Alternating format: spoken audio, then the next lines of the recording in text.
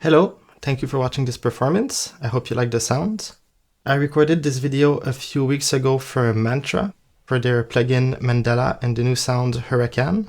It's a combination of different flutes and wind instruments with some percussion. So I used these to create textures, and then I played drums on top while playing with my MIDI controller to change some parameters in the sound.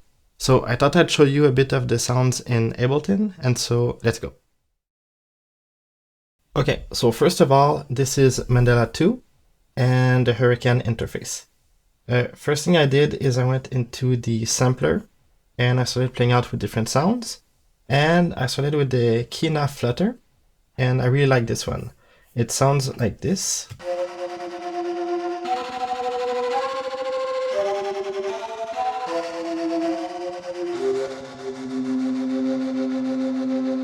And then when I got lower, I started hearing this rhythm.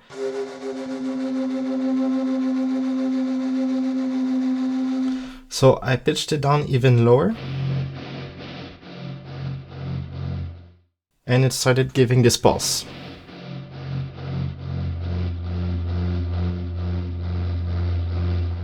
So this I really liked, and I started playing around with more sounds. I liked the skull ocarina, which is this. So I find it to be very maybe mysterious and dark, and so I combine it to this one.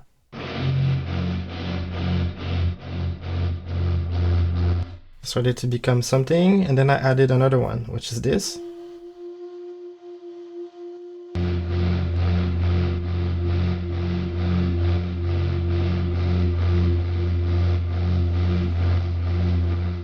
And then finally I added this percussion sound, and it really gave a pulse to the thing, which was the basis of the whole music I did.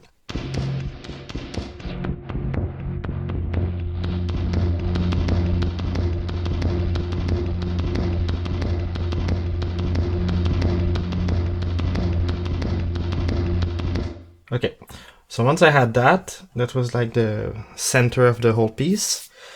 Because I prepared these sounds before playing drums, just because of logistics. And so I was trying to create a piece of music on which I could play drums on top and change some parameters with my MIDI controller. And so after I started doing this sound,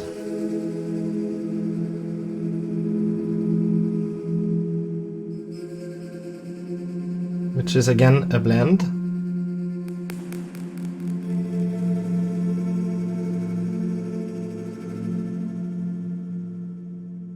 And I have a delay on here, which is the Echo Boy, with the spaced echo, and which I played a bit with. And so I started building textures on top of the main thing, like this.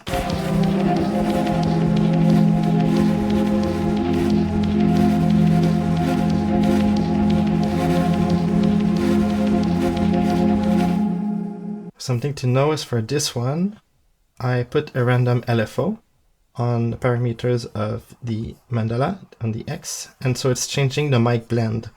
And so it's moving from close mic to more roomy mic, which gives it some variation in the sound, which is what I like when I'm creating music. So what I was trying to do was to get as many textures that were like doing micro movements together, just to create something new with those acoustic sounds. This is a track soloed.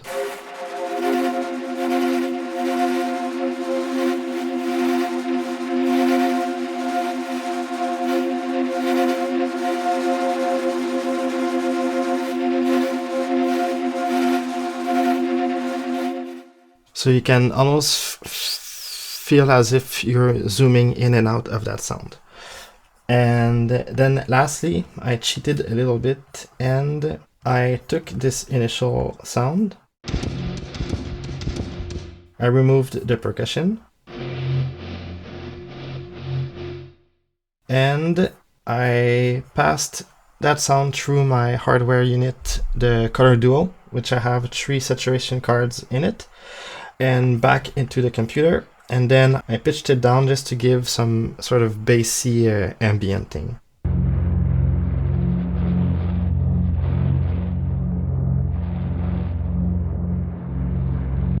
This was had more bass initially, and I cut it out so that it would blend better with this one.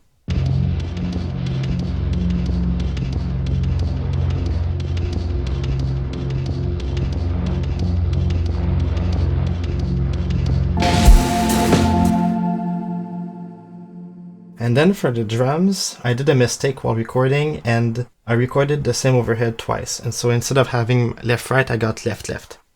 And so when I came back home and I started mixing, I realized my mistake and was a little bit panicking, but I tried to make it work. And also my mic was placed kind of weird because I just didn't take the time to place my mics. So this is the initial sound.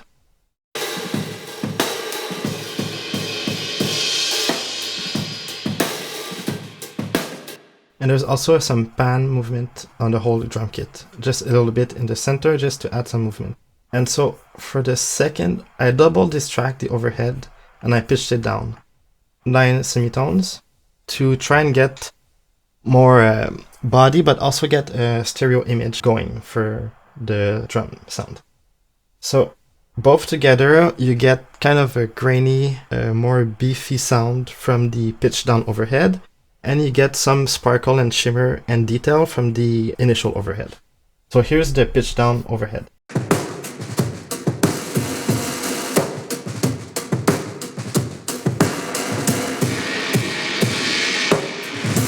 So you hear like the crash is more like instead of like here.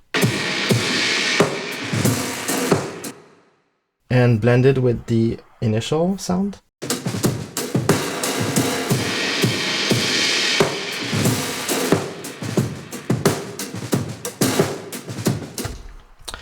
And also for this performance, I had forgot my hi-hats, and so I used a 18-inch flat ride as a bottom hi-hat, and a very thin broken crash as the top.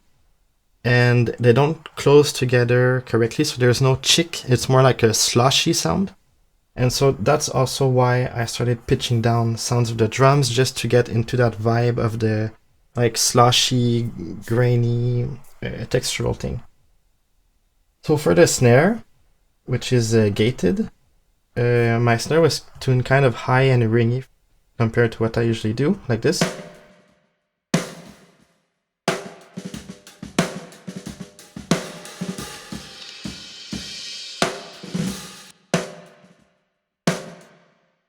Didn't really like it, so I took the bottom snare, pitched it down 7 semitones to get more chain.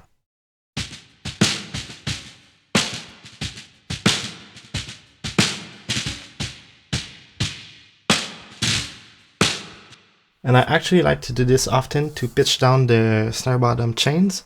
I find that it gives, again, I guess, more texture to the snare. So both together gives this.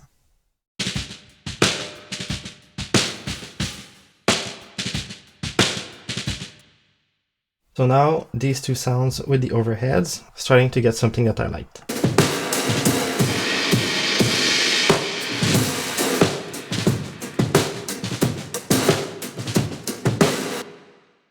And then for the tom, I only used it once, so I cut it out, and I added a delay, as I often do.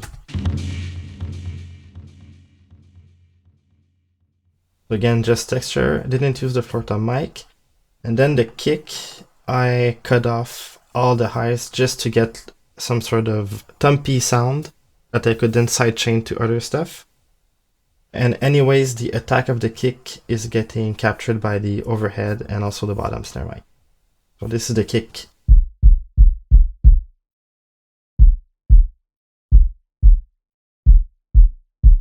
And now with the whole drum kit.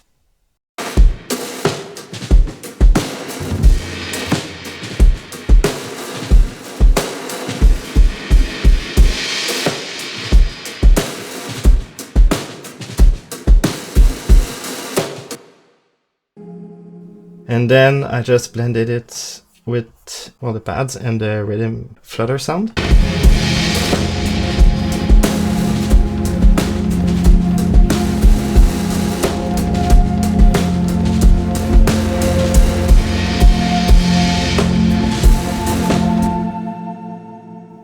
lastly, what I can show, okay, I boosted the gain, my favorite compressor, the API 2500, and then I EQ'd to add more highs. I often use the massive passive just to boost, like, just to add a bit of air or shimmer. And then I passed the whole mix through my color duo, which is now a sort of saturation unit. And then I EQ'd it again, like the saturated sound, adding just a little bit of high end, and finished with a tape plugin. I was happy about the mistake I did with the drums, and then trying to find a solution. I find that when I make mistakes, like capturing sound, is sometimes the situations where I get a more interesting sound in the end because I went out of what I do normally and had to fix a problem. So I think recording problems are good.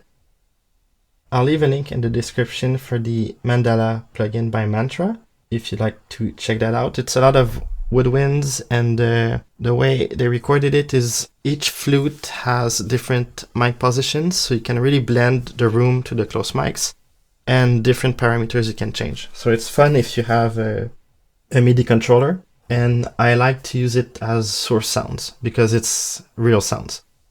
So I think that's it for the Ableton session. Thank you for watching this video. I hope it was interesting and you liked the sounds and the explanation. I have one small announcement to make, is that Friday, October 7th, I'm releasing a short EP. It's 3 songs that I recorded in a studio 2 months ago, and so everything is played live. Contrary to my previous albums or EPs, where I overlay tracks, for this one, everything was played all at once.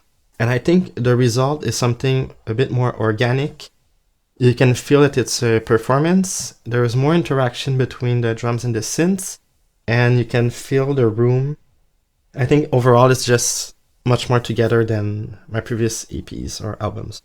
So that's coming out this Friday, October 7th. I'll leave a link in the description to the pre-save, but it will be on every streaming platform and Bandcamp on Friday.